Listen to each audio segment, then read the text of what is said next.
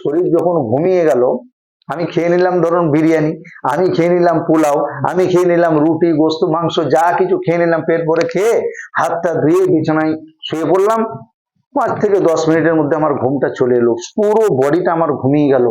পাকস্থলী যে আছে ও কি করবে? ও তো ঘুমাবে। তাহলে হজমটা করবে কে? গ্যাস তাকে হতেই হবে।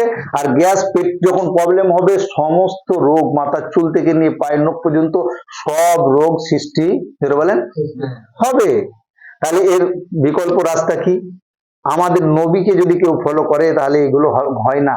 উনি বলেছেন রাত কা খানা 40 কদম চলনা, রাতে খাবার খেয়ে 40 কদম এদিক ওদিক চলাফেরা করতে বলেছে। আর এখন আমাদের ডাক্তাররা ওই রাসূলুল্লাহ সাল্লাল্লাহু আলাইহি সাল্লামের কথাটাকে করে ওনারা বলছে কমসে কম খাওয়ার 2 ঘন্টা পরে আপনাকে বিছানায় যেতে হবে। কতক্ষণ পর? আমাদের হয়? তাহলে এখানে তো রোগ আমরা সৃষ্টি করছি। তাহলে এটাকে বলবেন মৌলানা সাহেব কি করে বেরিয়ে আসবো? যে খেয়ে তাহলে আবার আমাকে 2 ঘন্টা জাগতে হবে, বসে থাকতে হবে? তার জন্য খুবই ভালো ফর্মুলা। আমি ইউপিতে মোরাদাবাদে পড়াশোনা করেছি, একটু আগে বললাম।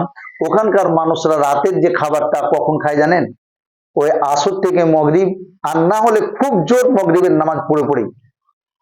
যদি আপনি মগরিবের পরে পরে মানে আমাদের সন্ধ্যে যে আজানটা হয় ওই আজানের পরেই ধরুন 6:30 7টার মধ্যে যদি আপনি রাতের খাবারটা খেয়ে নেন, তাহলে 8টা 9টা আপনি 9টার মধ্যে আপনার 2 ঘন্টা আপনি চলাফেরা করবেন, ঘরের কাজ কাম করুন, যা করলেন, হজম আপনার হয়ে গেল। এবার রাত্রে শোবার সময় যদি বাড়িতে দুধ থাকে 1 কাপ দুধ খেয়ে শুয়ে